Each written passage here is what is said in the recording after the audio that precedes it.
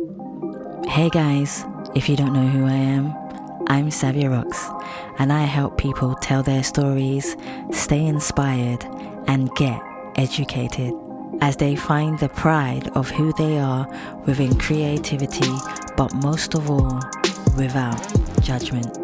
Join us as we talk about You really want to leave a legacy, do something for mankind.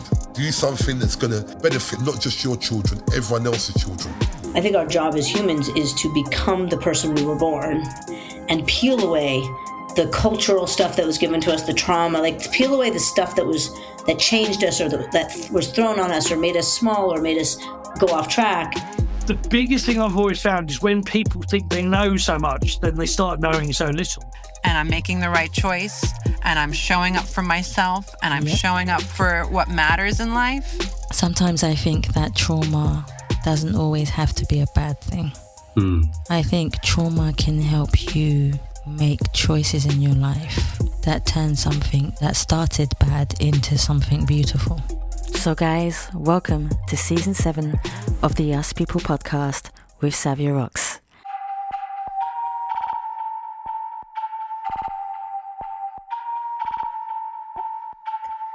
Hi, my name is Marie Gentles and I'm a behaviour consultant. You're listening to the Us People podcast with Savia Rocks.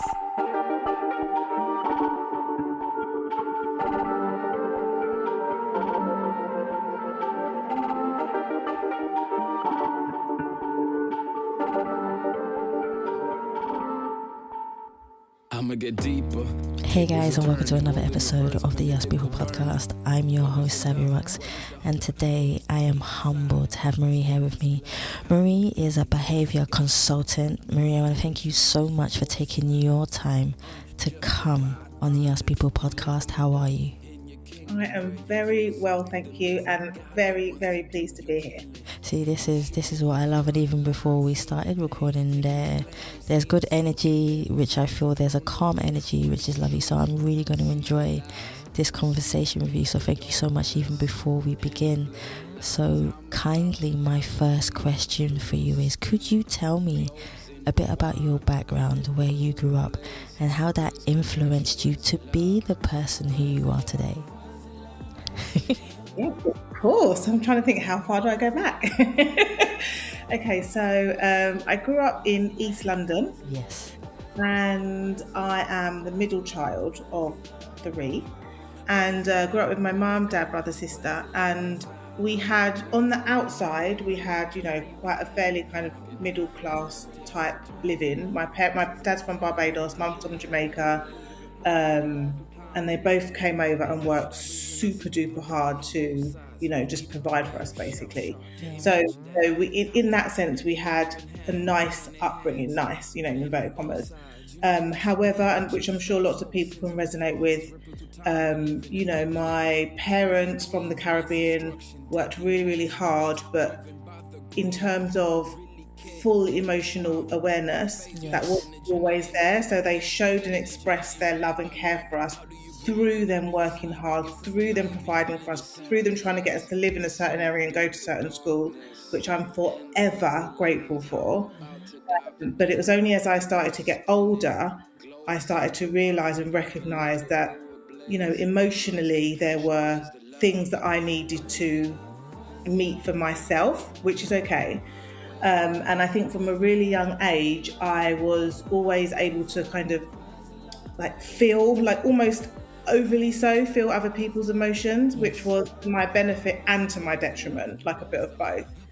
And so because of that, I ended up going into the profession in terms of working with children, which I absolutely love. But I was just naturally drawn to those young people who were just finding life difficult for, different reasons. I was just drawn to it so strongly. And within my household and within our family, I looked around and I saw on the surface people coping, but I could feel beneath the surface everyone wasn't coping. Yes. And I did that from a really, really, really young age. Yeah. So I went into working with children and young people just in the mainstream setting initially, and then eventually I ended up working with children and young people who were at risk of exclusion from school or who had been excluded, and loved every single minute of it. I just love it. I'm just really drawn to these young people. That is like the quickest summary I've done of my background. But that's kind of it in a nutshell, if I'm thinking about how I was drawn to the profession. See, this is my next question, kind of aligns, and it's one of my favorite questions, which I always say to everyone. So my next question for you is, can you define who you are as a person, but also who do you see when you look in the mirror? But on the flip side of that question, has there ever been a time where you have looked in the mirror and not recognized the person staring back at you? How did you manage to go from a person you believe you didn't feel the inspiration or ambience or purpose towards, to turning that around and saying to yourself, I feel like now I am this person who has purpose? Oh, it's like one of the best questions anyone's ever asked me. I love that. So I think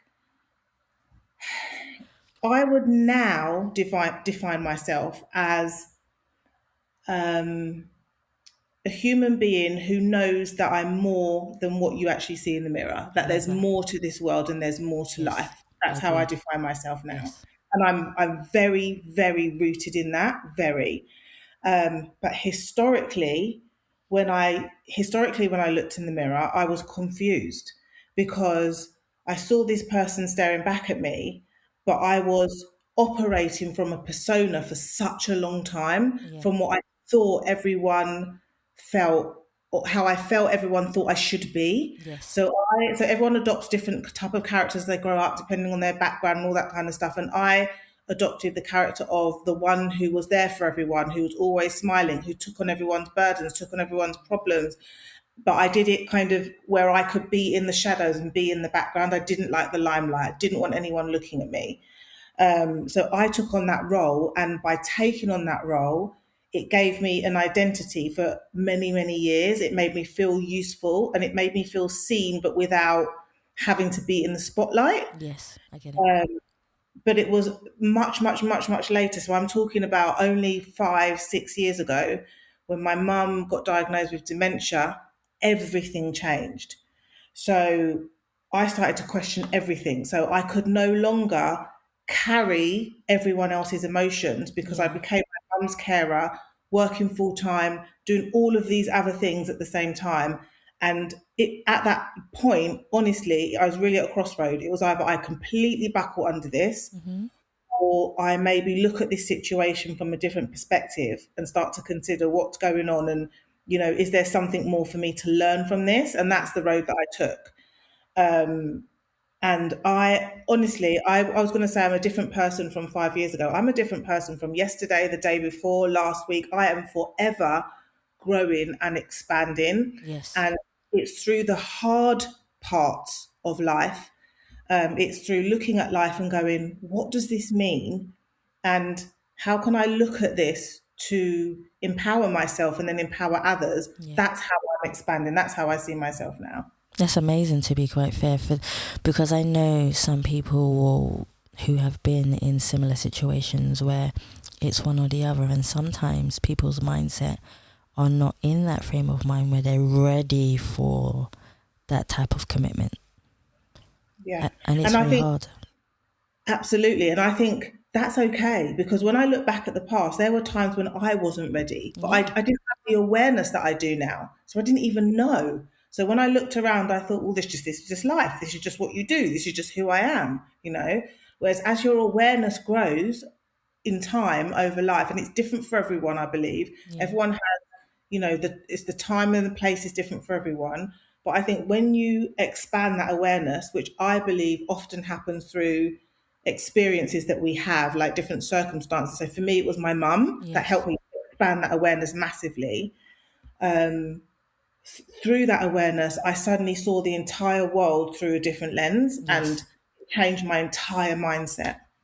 See, this is what I mean. That people need to know more about people's lives and have these conversations. The reason why I say this, like we said in the beginning, a person will look at you face value, then automatically have this perception of who they think you are, not what you really are. And that's why it's important, because we would never know that you've been through this, Marie. We would never know unless we have these conversations. So what I'm going to do is I'm going to jump into your teaching profession a little bit, because you've been doing it for over 20 years. You were doing it for over 20 years, and you went from deputy head to head teacher, and you understand mental health. Literally, you've been through a lot. But one of the things I do want to ask you, before we get to that, there's a question that I feel would resonate really well before we answer the rest.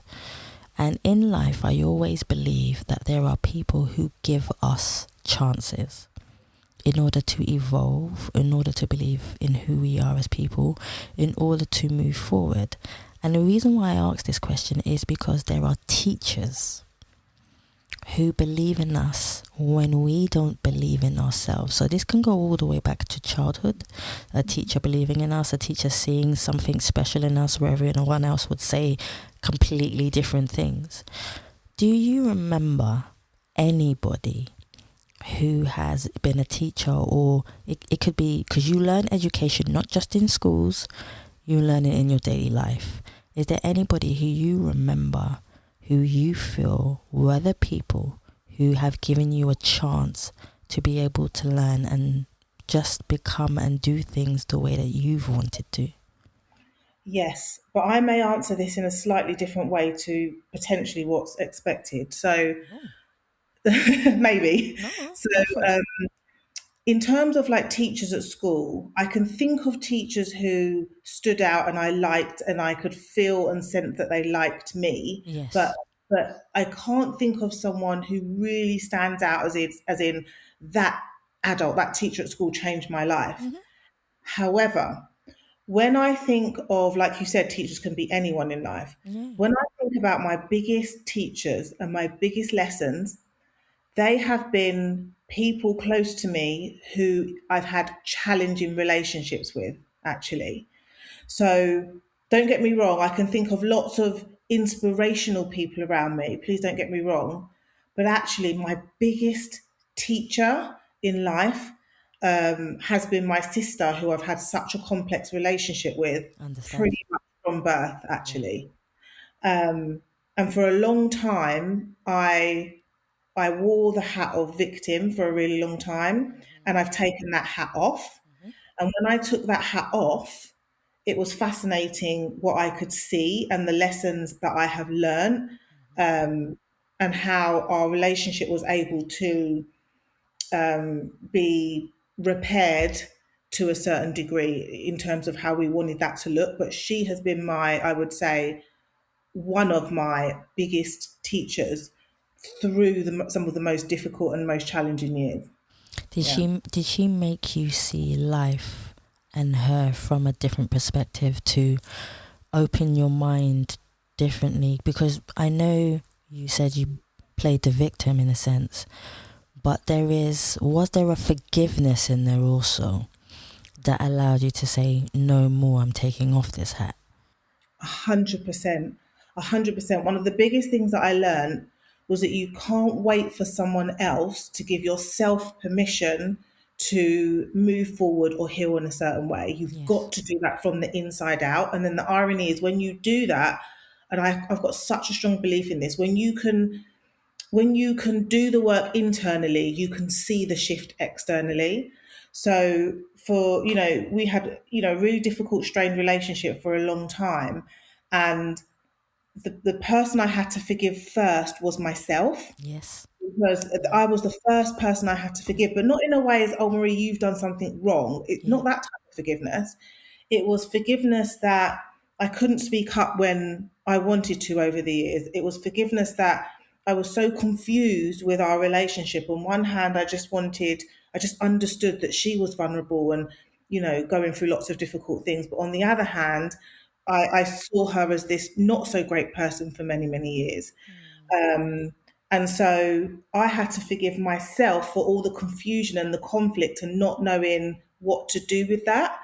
And then once I did that and had peace with myself, then externally things were able to begin to change. But that came along with, boundaries and understanding that we might be born into a particular family here on earth, but at the same time, you can choose the type of relationship you have with the Yes. people around you. Yeah. So that's been my biggest teacher, and I'm forever actually grateful for that. And a few years ago, I wouldn't have been able to say that. Now I can say that with an open heart, genuinely. There are a lot of people in the world, Marie, who feel like they're born into a family that they're not meant to be in. So they feel like the ultimately different one in that family. And regardless of all, trust me, we all have it. Regardless of all the challenges that we have in a family, and I know that a lot of, I can say this out loud, a lot of West Indian families, a lot of African families, there are so many different cultures that have a tendency, and I will say this, when there is a problem in the household, your family will say, keep it in the house. So you don't truly get to express what is really going on in the outside. And then we get, like we're about to go into, behavior. So that within itself kind of changes our character of who we are towards people, how we react to them, how we articulate ourselves, what we trust is a massive one. Trusting people becomes harder. So my question for you is, when did you decide that you wanted to be a teacher, evolve from that deputy to headmaster or headmistress? I know they change it every now and again. Every now and again, which is totally okay. But for me, it's just to see what resonates with you on the levels because on each level, you will change yourself. And like we said before we even started recording, each teacher does things in a different way, and each teacher or head teacher will have different morals. Yeah. What were these for you? Yeah, 100% right. So in terms of what led me to be a teacher, I think I always innately knew within myself that I have a really good understanding of other people. And I didn't really know what that meant for a long time, but I could really feel other people's emotions. I could tell someone from a really young age something about an adult, what was going on for them. I often got kind of shushed, like, what are you talking about? But then it always materialized that I was right, in inverted commas, in terms of what the adult was feeling or potentially experiencing. Yes. And so when I was trying to decide what I wanted to do, I actually wasn't sure, if I'm going to be honest. I didn't always want to be a teacher.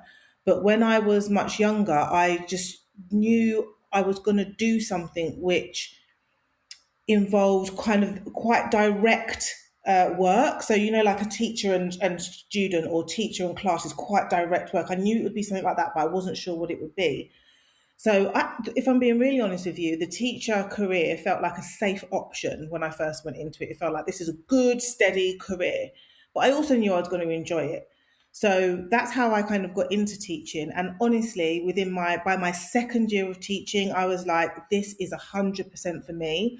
But not just the teaching, it was everything else encompassed with it. A lot of it that I did not learn at all at university. So there was things like, oh, you really do have to understand little humans' behavior, and you have to also understand yourself in order to get the best out of them. So whether you're focused on academic results or well-being or all of it all together, in order for that to be achieved at the highest level, you have got to understand yourself and those children and young people. Yes. And I really enjoyed that process. So at first I started off in the mainstream setting, which I loved, but I used to get all the children who weren't able to cope for one reason or another in another classroom. They would come to me, they would be sent to me. And I remember I used to sit and I used to think to myself, what is it? What am I doing that's different? Like, what is it? Why are they, number one, sent to me? And number two, why do they then complete their work, appear to be happy? Like, what is it? And it wasn't a criticism of anyone else. I was genuinely curious about what was going on. And so from there, I started to kind of piece together certain things that I was doing. And I started to think, because this is meeting that need for them, and this is meeting that need for them. And if I can meet those needs for them, they then have a secure foundation to be able to learn, to be able to stay in class, to be able to regulate. And so eventually I left the mainstream setting, and that's when I went to work in the pupil referral unit and social, emotional and mental health provision. Yes. And when I got there, I thought, oh, this is for me. It's not for everyone, but I was like, this is definitely for me. It's definitely not for everyone.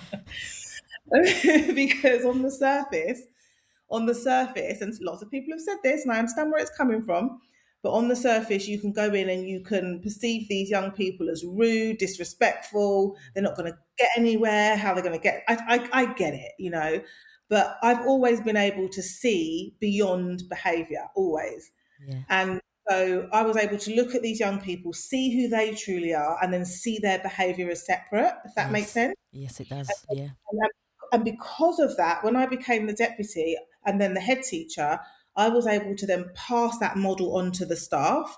So our whole staff team were then able to develop this mindset. And that's why it was so amazing at our school. And that's why we got the type of results that we got, because we developed an entire staff team who had that mindset. Don't get me wrong, we're all still individuals and not everyone always agrees on everything. Yeah. But in general, that's why our provision was outstanding, because it was the mindset that we had, and that came first before anything else, actually. It was how we perceived those children and those young people.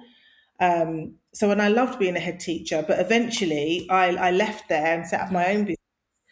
And the reason being is because I felt that I'd gone as far as I could go in that school. Fair enough. So I really did. I felt like it was in a really stable place.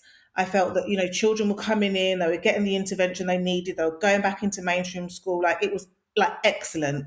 And I just felt that I need to spread this knowledge and this expertise wider than the school that I'm in. I felt that that's what I needed to do next. Yeah. Have you ever thought, maybe, Marie, that you were an empath? Yes, I have. Yeah, because it's definitely something. I think everything that you've just said resonates to me to make me feel that you are an empath, because being able to absorb sometimes people's emotions even before you speak to them, and sometimes you get to feel tired, or you get to feel a little restless, or you feel frustrated, but it's nothing to do with you. It's just because you're absorbing the people around you and you're already understanding what they're going through, and also because you have the patience and the compassion, which are fundamental things that you need to have when it comes to being able to be around children and understand them, but also what we spoke about before, when it comes to what happens at home, they bring to school. So that's why I was like, you're definitely an empath. Yeah. For that. And I think the universe just directed you in a place where it said, Marie, this is for you. This is how you're going to help people, and that is it was 100% that was your purpose. Yeah. So that makes complete sense to me. One thing I would love to know is the power of words have a massive effect on who we are as people, what we do in the world, and again how we articulate ourselves. What was the earliest part in your life that you remember when you realized that words had significant power? So I was really quite young. So I talked briefly about the kind of complex relationship with my sister, and I was really young. And I realized this from a young age through her. Yeah. So I always say, you know, we had really good parents and they raised us really well. Yeah. But of course, like every generation, you can look back and you can look at areas that could be improved. I'm sure my children will do the same, you know, as they get older. Yeah. One of the things that I noticed really early on through observation of her and my parents were that they would say things to her that I could see she absorbed differently to how maybe I would absorb something, or maybe how my brother would have absorbed something. Yes. And that's when I started to realize that just one comment, one word, you know, one throwaway sentence can have a lasting impact on a human, basically. Yeah. And then, of course, once that goes inside of you, effectively, literally, once that is internalized, then of course, the next moment where someone else says something, you're then building on what's already there, and it continues to build. Yeah. And that's what can shape a person's character, especially when they're unaware of what's going on. Yeah. I think that's what starts the trauma for Yeah. people. I think, and also they carry that along with them, which, like you say, builds the character of who they are and who they decide to. And another thing I've realized is whatever happens to us throughout our lives, we kind of do a circle. And I mean the circle of, for example, if you've had parents who were, how can I say, if you've had parents who were very, how can I say, tormenting or very malicious in whatever way it might have been, you have a tendency to find partners like that. Now, if your parents were nice to you, you could go out and find nice people, but it all depends. But the fundamental part, which I always tell people, is this: everything in your life is a choice. You decide what choices you want to make. You decide if your parents were horrible to you in the past. You decide whether or not you are going to be like your parents or you're going to be a different person, like you said. And this is everything in life. Choices of jobs, choices of the people we choose around us, choices of whether we're going to take drugs, smoke, or whatever it might be. Everything in our life is a choice. But the beautiful thing about life is this: when you decide to make one choice, and it may not be the perfect choice, you may make a mistake, you can counteract that choice with another one. So don't think that you stay in that position, because you don't. Yes. So that's literally what it is. So I completely understand where you're coming from in that perspective. Yeah, totally. And I think like this is just so important what you just said, because I feel like when you really understand this, it sets you free. It Yeah, it literally does. Yeah. sets you free, because then you're no longer bound to what happened to you. And it doesn't mean you're not discrediting certain, situations. We're not doing that at all. But it sets you free, literally. And I think so often we wait for someone outside of ourselves, or we hope that someone outside of ourselves will do something, say something, be different, and then we'll feel better. Then we'll do something different. Whereas that is actually giving your power away. And this is one of the biggest things that I've learned in recent years, is that, I am responsible for me. It doesn't take away anything from my story. But it's so empowering when I'm like, exactly as you've said, I have a choice in every single moment. You do. And that's what I'm trying to teach my children as well. I think, to be fair, I think you're already teaching them that. I think they'll absorb it in their own way, and they'll take it and then nurture it, because everything in life is about nurturing something. And I always say to people, we evolve every 7 years. So there's 7 years, and then whatever happened in those 7 years, the next 7 years will evolve again. So you keep on continuously doing that in your life. So that's one of the most beautiful things about life. And it's just about having an optimistic mind. And sometimes it can be challenging. Believe me, it can be challenging. But at the same time, sometimes you have to go through a bad pathway to find a beautiful one. So that's kind of how I see it. So my next question for you is, I like this question. So it's about judgment. A lot of the time we are judged based upon who we are, what we look like, what we say, how we speak, where we come from as people.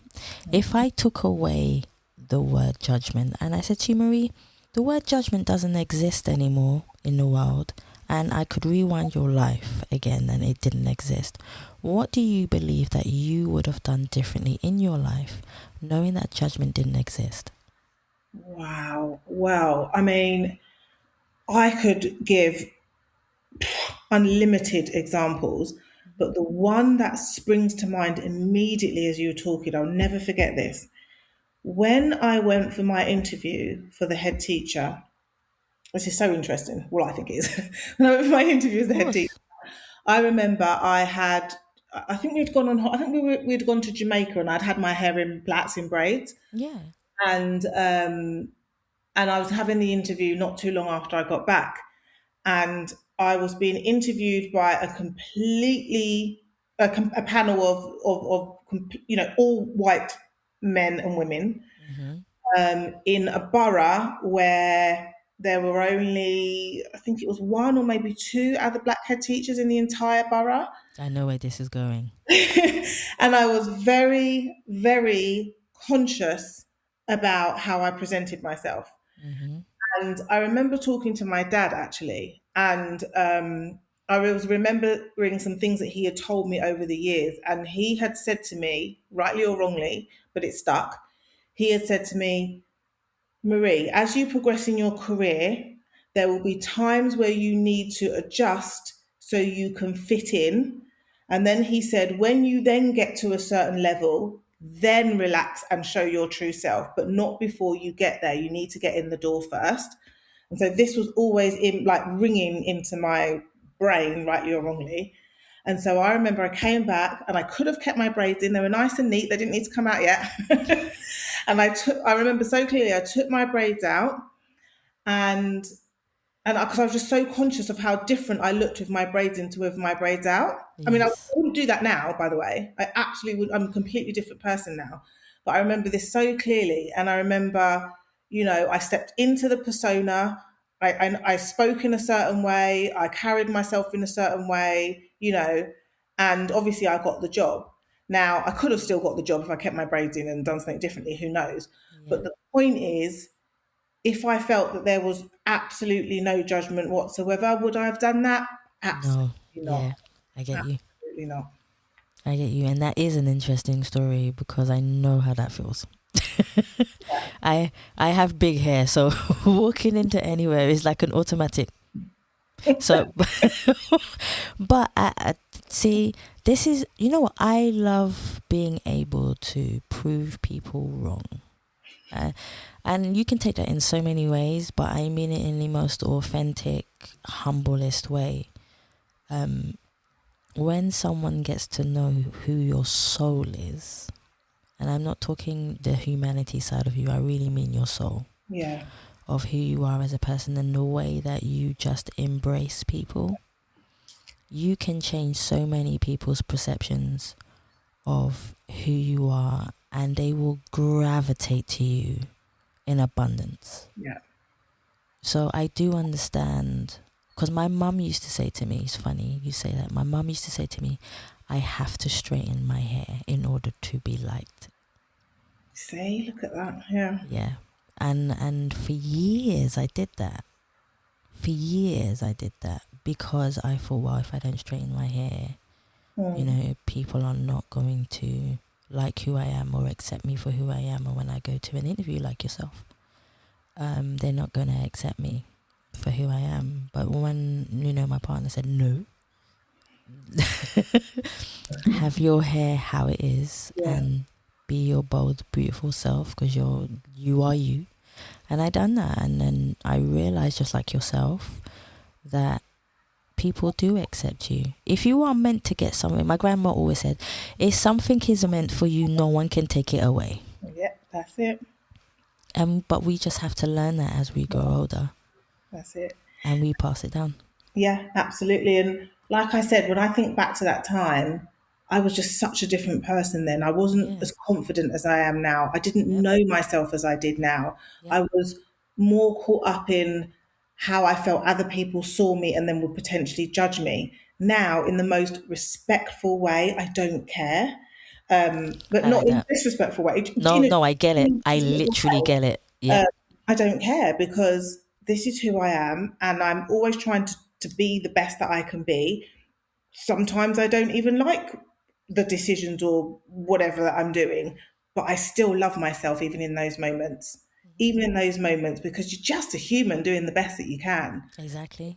Just show up as your authentic self, and like you said, people will be attracted to the core of your soul, basically, and that's what I've seen and learned, especially in the last couple of years. The one thing I've learned also is the right people will be attracted to you. Yes. And what the universe will do, it will eliminate the ones that don't need to be there. Yes, 100%. So that's it as well. So for me, I've read your book around 4 times. You. Yeah, I have, seriously. Yeah, yeah. I've read your book around 4 times, and you know, and I was lucky, and I like the title as well, to be fair, which is called Gentle Guidance, which is a beautiful title within itself, and I was lucky. Thank you very much for sending it to me as well. So I would like for everyone to have an understanding of your book, why you wrote it, and books are not easy to write. Nope. They take a lot of patience. They can frustrate you. You have to go in many different directions to get the right direction. And you also have to, if you are lucky enough to have the right people around you to guide you to be able to make a book, then you do. But at the same time, I would like for you to tell us a little bit about your book and the reason behind why you chose to write a book. Yeah, I'm glad that you asked that, because it's just so interesting to me when I think back how all of this came about. So I never intended to write a book. I hadn't thought about it, had no thought to do it, no inspiration, nothing.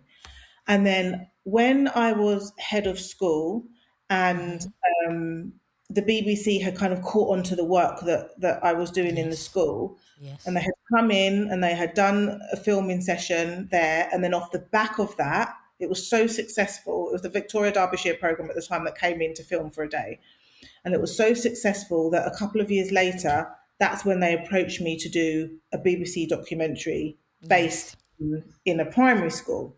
So after I'd done that first BBC documentary, I think it was the day it aired or something, they set the BBC set up when you do like radio interviews and you do like TV interviews and stuff. And so I did a TV one, which is my like first ever like TV interview. And when I went back into the hotel room after doing that, I felt so good. I felt so high vibrational, not because I'd been on TV. That's not why I felt that way. It was because I was so excited for people to be able to view this documentary that wasn't, for me, it wasn't about being on TV. In fact, it was quite the opposite. I couldn't think of anything worse than being on TV when I first approached. But it was because of the impact it had on these children. And I was so kind of proud of them and all the work that went on behind the scenes. So I just felt so good that this was going to be seen. So I went back to the hotel room. And honestly, this is how it went. I sat in the hotel room and I looked up and said out loud to the universe, and I said, I want to be able to help millions, thousands and millions of people nationally and internationally to know that there is hope and that there are things that we can do to inspire ourselves and the next generation. I just said it out loud. And I said, you manifested that big time. That was like, when you say it that passionately, there is no way the universe can turn around and say, nope. Yep, I'm telling you, this is what happened. I was by myself in the room and I said that. Then the thought dropped into my head and I thought, a book. And I said, oh, I'd love to write a book. And that was it, right? That was it. Totally forgot about it. Went about my day. And I kid you not, 4 months later, almost to the day, in that hotel room, I had got 2 emails came through, and from 2 different kind of agencies, and they were saying, would you be interested in writing a book? Would love to represent you. And I couldn't believe it. I was like, what? And then the plot thickens. Listen to this. So I've always really loved reading, and I've always really liked, since I was in my 20s, I've always really liked this author called Susan Lewis, and no one has really heard of her, like, ever. Actually, that's not true. Sorry, Susan. But lots of people that I know haven't really heard of her. And it's just interesting book. She writes a bit of everything, romance, thriller, crime. And I just really enjoyed her books, with every single one. Favourite author. And one of the guys who I went to see and ended up going with, and he then helped me pitch my idea, and then I got this contract with Bloomsbury. I went to his office, I looked up, and on the shelf was one of Susan Lewis's books. And I said, why is Susan Lewis's book up there? And he said, I'm her agent. I said, what? What? This is definitely meant to be. Yes. So that's kind of how it all came about. And lastly, to say, not only did that all come about in that way, when I set about writing the book, my mum had not too long got the dementia diagnosis. I was working full time. obviously I have done the film with the BBC. Like there's so much stuff going on. And I wrote that book from start to end in 5 months. And I kid you not, it felt like it was being like channeled through me. That's how it felt. And That's usually that is my story that's of the book. I call it the higher purpose. Yeah. Sometimes there is something that is a higher calling which is bigger than us. Yeah. And I think it was channeled.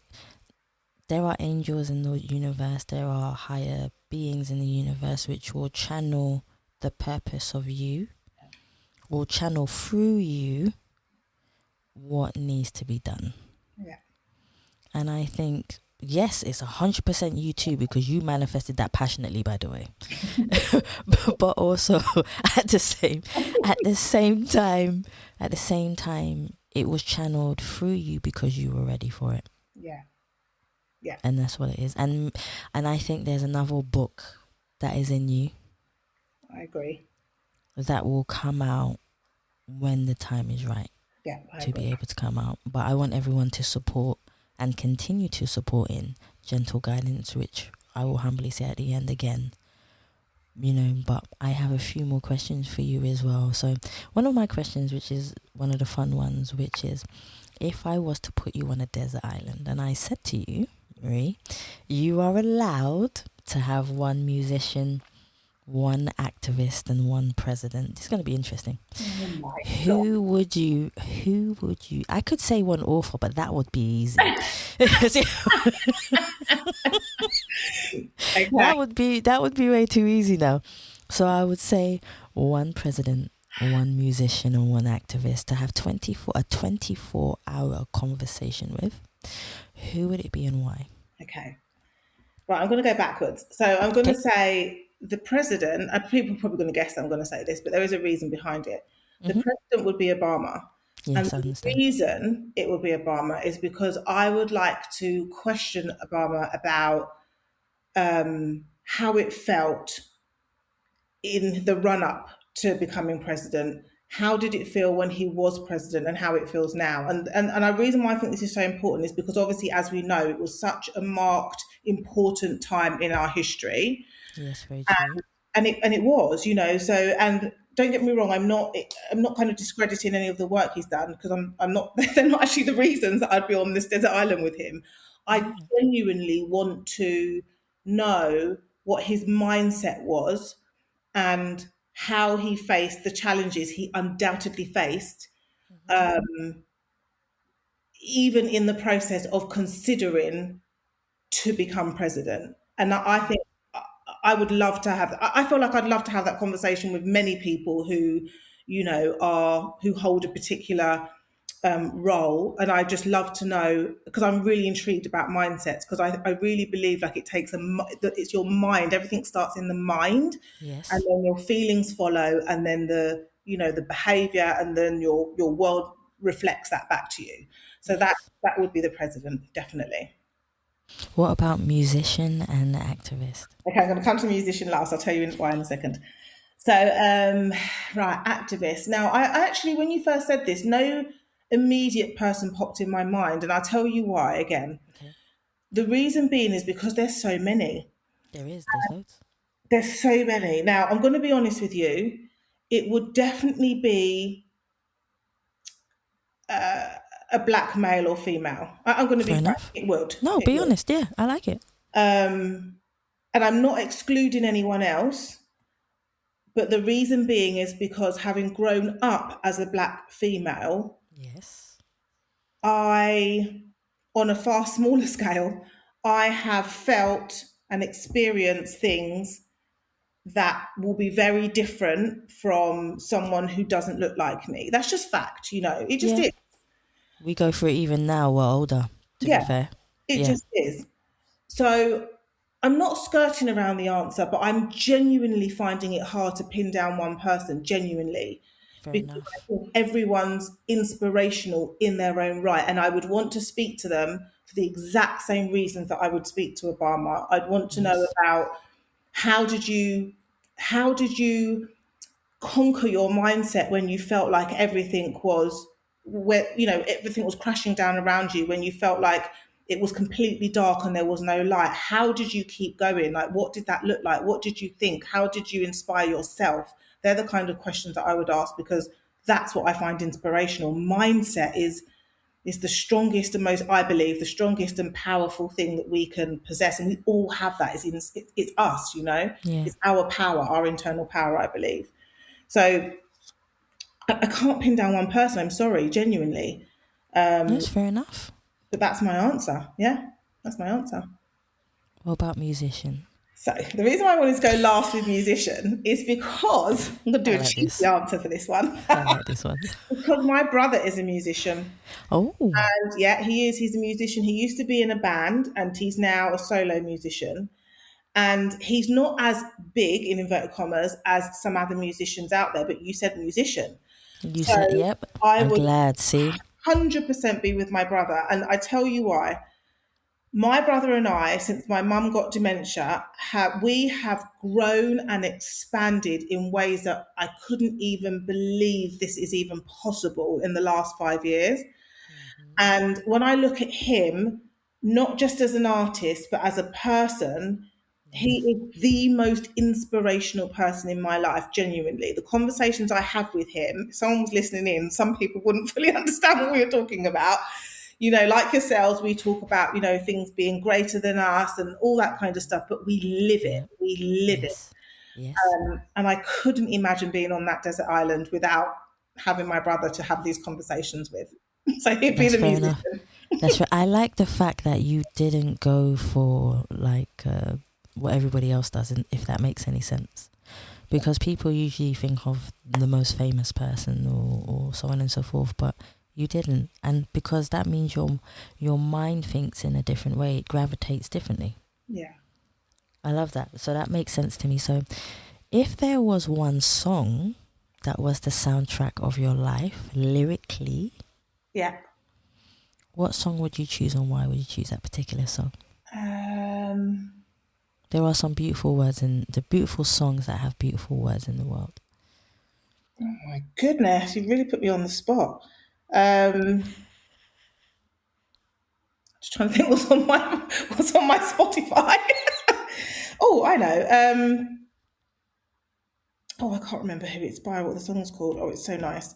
There's a really I'll tell you. Have you heard of I hope I pronounce it right, Andra Day? Yes, I have. Yes. Okay.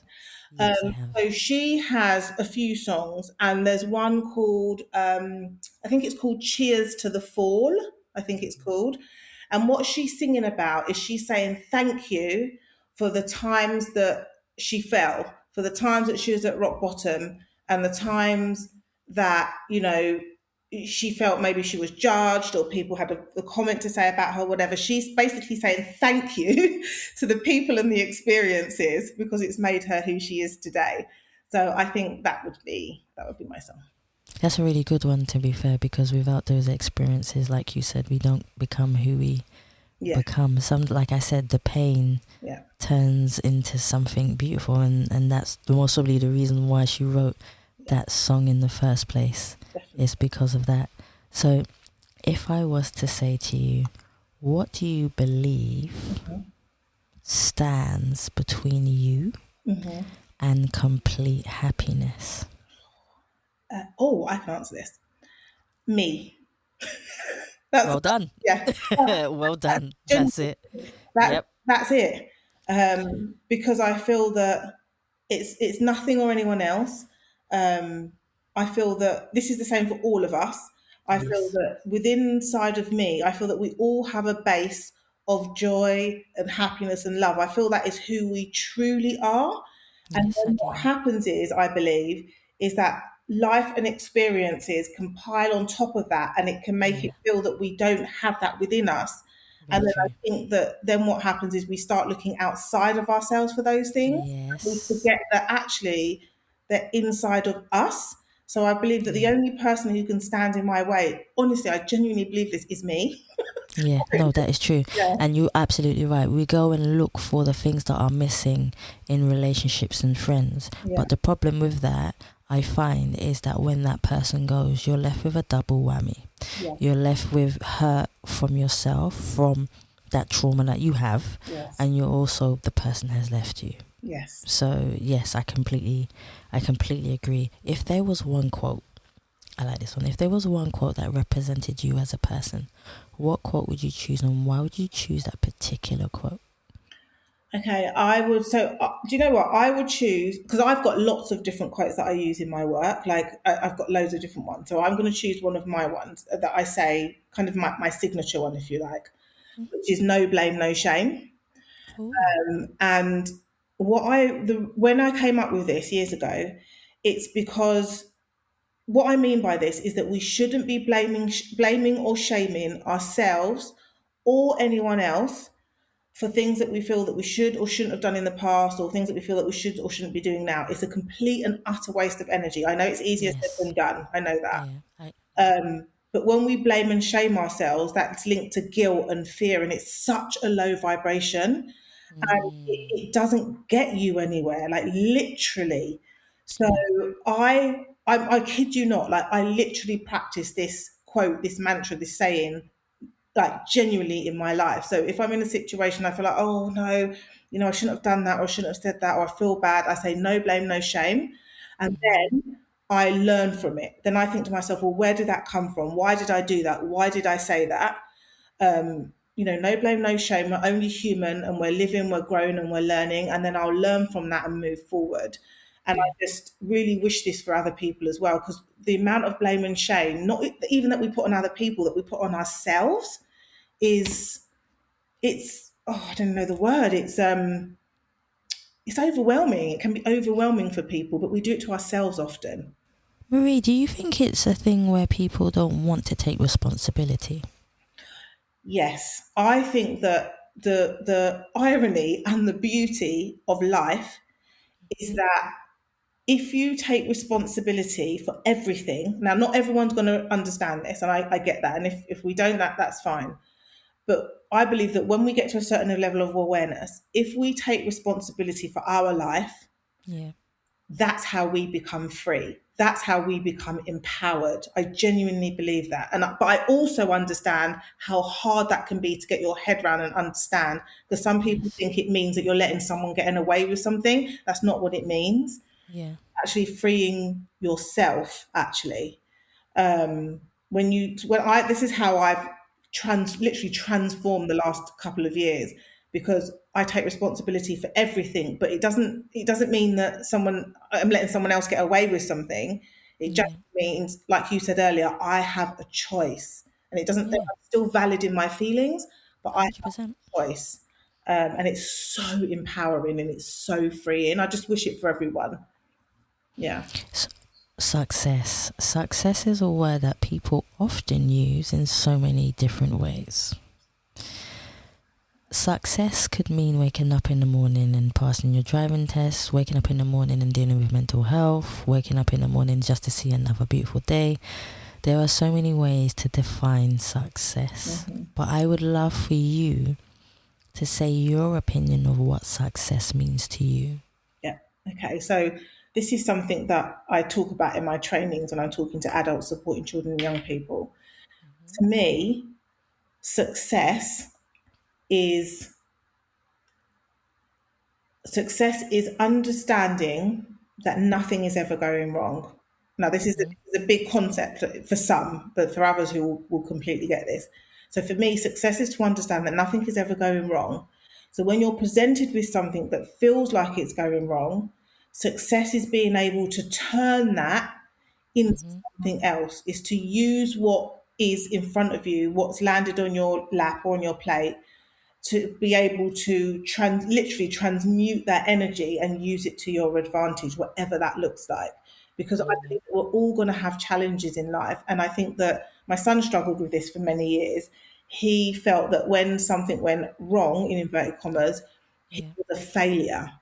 And so he then forgot that, no, that's not what it is. Like, life happens in ebb and flow. It happens in waves. Very much so. Absolutely. And so I've worked a lot with him about this, and he understands it now. But, I think success is knowing who you are and knowing how powerful you are, which means you can transmute any situation. And it's not always easy. I'm not going to pretend it is. Yeah. I believe that is true success in life when you know yourself to that extent. That's my opinion. No, it's a good opinion to have, and I do understand it. I think as you evolve, you will learn to understand it. Yes. If you don't understand it now, Marie, like if people don't understand it now, they're like, what does that mean? Yeah. I think it's a case of, have you ever been in a situation in life where something is not clicking, and then one day, just randomly, it clicks? Yeah. That's what it's like. Yeah. And I think that's what it is. Yeah.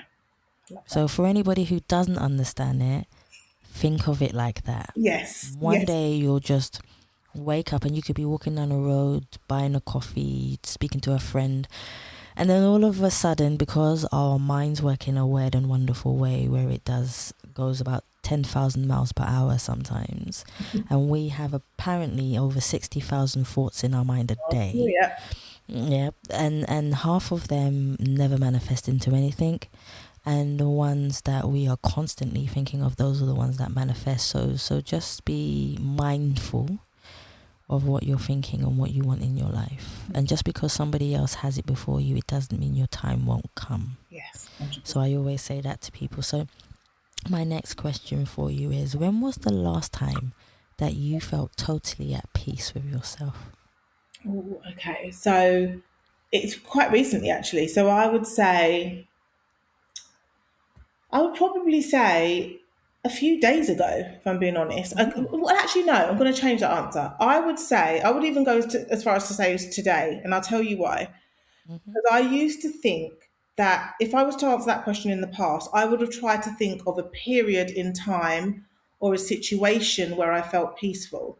Where now I realize and understand I can have moments of that peace throughout the day. And I can also in the same day have moments where I feel frantic or overwhelmed. But because I'm so consciously aware of myself now and my thoughts and my feelings, I can know that. So, for example, I went for a walk earlier. I do voluntary work, and I heard just today. Actually, it was quite sad. I heard that the lady I've been supporting, she passed away. So I was feeling quite sad today, and so I went for a walk. And even though it's cold and all of the rest of it, like the sun's really bright, and I just went for a walk to clear my head.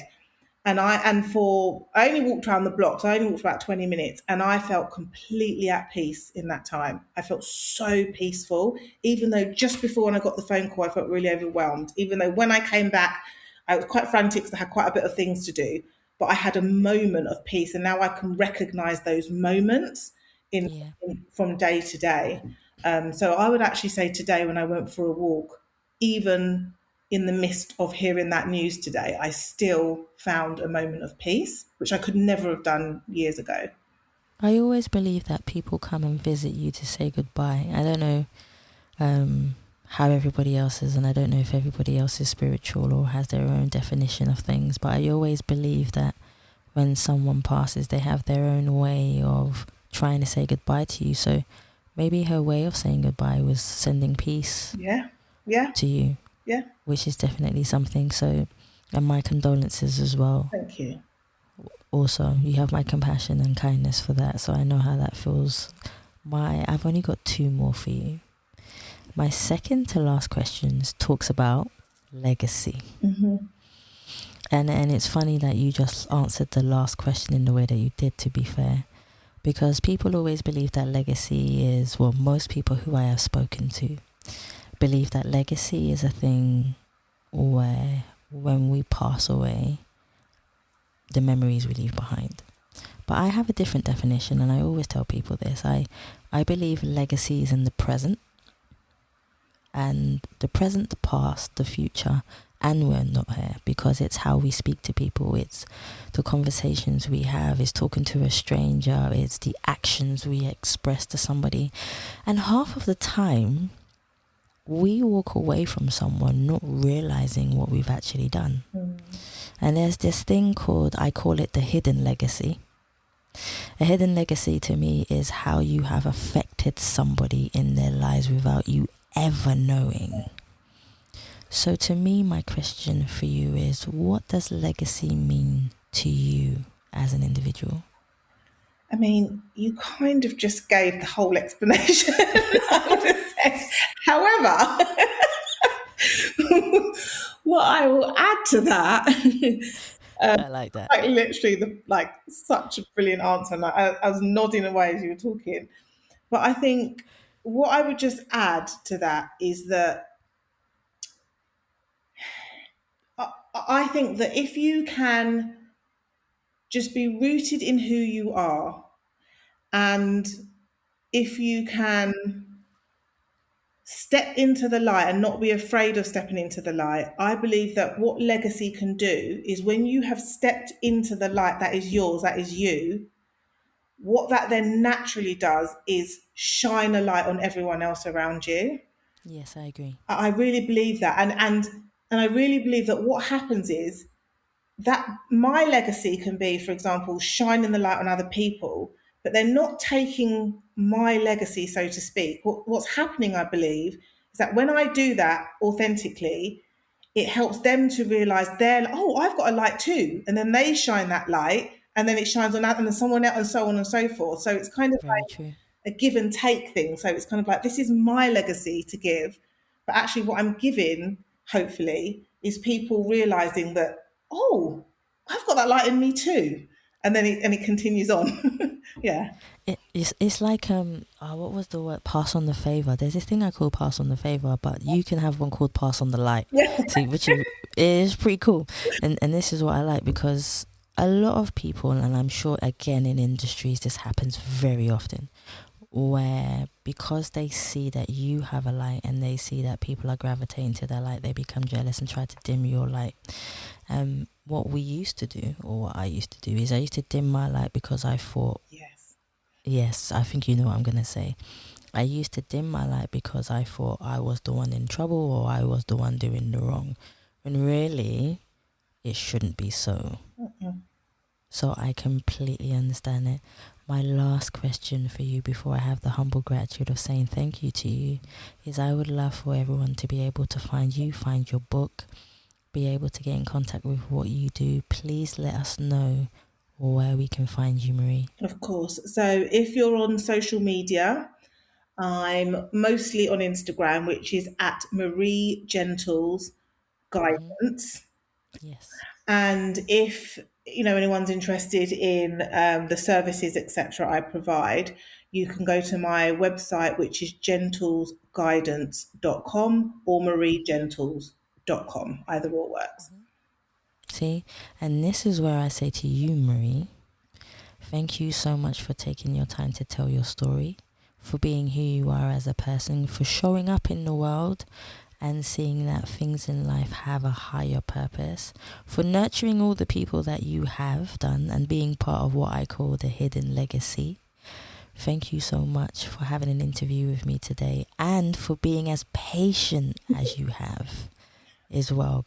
Guys, I'm going to be very honest, like I always am with you guys. Me and Marie have been trying to do this interview for a while. Most of it was my fault. I'm being honest. So, Marie, from me to you, thank you so much. You are humbly appreciated. Thank you. Absolute pleasure, genuinely. Thank you so much. And guys, this is where I want to thank you for listening to the Us People podcast. And please remember, you can subscribe and leave us a review on Spotify, iTunes, Google Play, and any other platform that you prefer listening to. Please also follow us on the Savia Rocks website or the Us People podcast website, where you can literally listen to any season going back to the first one. But always remember, find an episode that you believe resonates with what you do, who you are, and it can uplift you in any way. Because remember, sometimes listening to something can take you out of a situation, and I always say this to you: something small can save someone's life. So please try and listen to any episode that you feel resonates with you. And the most beautiful part I will say is, thank you so much for listening. Stay happy, stay positive, and as always, please continue to be kind to one another. Take care. I'ma get deeper. Tables are turning, world in reverse, political burning. Where is the love? Where is the hope? Where is the faith inside? It's been misplaced, power being misguided, manipulation used for both sides, unjustified violence. You living it up in your kingdom where you use. But I just feel that we have to keep showing up. We just have to keep showing up. And we have to try and remember, there was once upon a time, I don't know, if you watched a film, there was like the token black person in the film who like died in the first 5 seconds, Yes, now, very true. Yeah, always. Always. So I think we just have to keep showing up. Jason. I mean, sorry. I mean, even adverts, it wasn't that long ago that you hardly had any black families in adverts. Like, you wouldn't see like a black family in an advert, for example. True. Whereas now you see it's become more and more. So I just feel like you've got to just keep showing up. How do you breathe and how do you feel? I guess it's a lie you've been telling yourself. And just like you said, you've got a wonderful partner.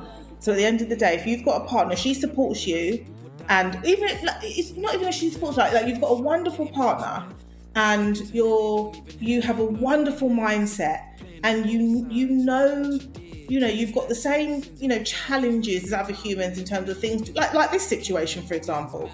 But at the same time, you also know yourself enough to know that you can get up and leave that situation, and the universe will create the next one for you exactly as it's supposed to be. You see the lies we see through the darkness and the blurry lines. I'm about to dive in deep. The wheels are spinning, globes in rewind, political ablaze. Where's compassion? Where's the love? Where's the love? Where's the love? Where's the love? Where's the love? Where's the love? Where's the love? Where's the love? Where's the love? Where's the love? Where's the love? Where's the love? Where's the love?